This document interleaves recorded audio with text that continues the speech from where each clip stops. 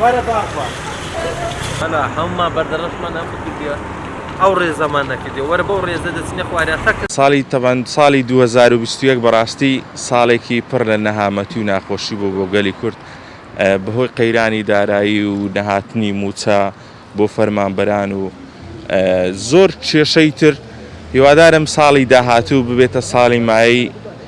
خۆشی و خۆشبەختی بۆ میلەتی کورد هیوادارم ئەم ساڵەی کە دێت پێدەنینە ساڵی 2022 بێتە ساڵێکی یەکڕێزی نەتەوەی کورد یەکڕێزی میلەتی کورد هیوادارم ئەم ساڵێ بێتە مای خۆشی و خۆشبەختی بۆ تەواوی گەلی کوردستان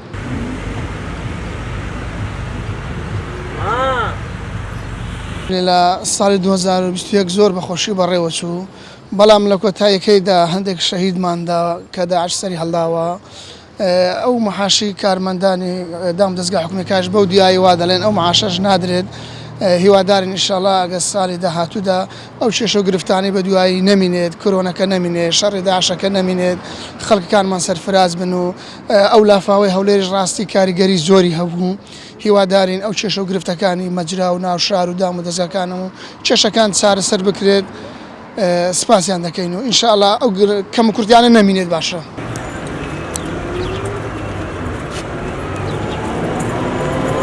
بەڕاستی ساڵێک بوو پڕ نەهامەتی بوو ساڵێکی زۆر نەخۆش بووە هەموو کوردستان و هیوادار ئینشاڵڵا ساڵی داهاتوو ساڵی 2022 تا خێر و خۆشی بۆ هەموو هاوڵاتیانی کورد و کوردستان کە ساڵی 2001 بەڕاستی زۆر ناخۆش تێدا هەبوو هەلو ئاخیرەکان 2021 زۆر ناخۆشیمان بینی بەڕاستی ئینشاڵڵا ساڵی داهاتوو ساڵێکی خۆش دەبێت بە هەموو کوردێ بەخوای چ بڵێم ئەبزانم ئەو ساڵی 2022 هەروەشەوە ساڵ دەبێت بڕوا ناکەم بگاتەوە ساڵێکە بڵێن ساڵێک بۆ ساڵێکی خۆش بار هەروە کۆم ساڵە دەوە کوژمارە گۆڕینەوە ئازان زیاتر نابێت. ڕاستی ساڵی 2021 ساڵێکی خۆش نەبوو بە گشتێکی خۆش نەبوو ئەویش هەر لەبەرەوەی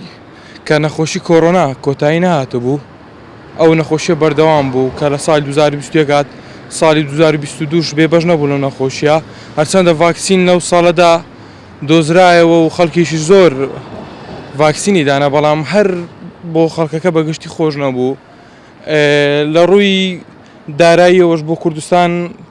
وەزعەکە باش نەبوو بەڕاستی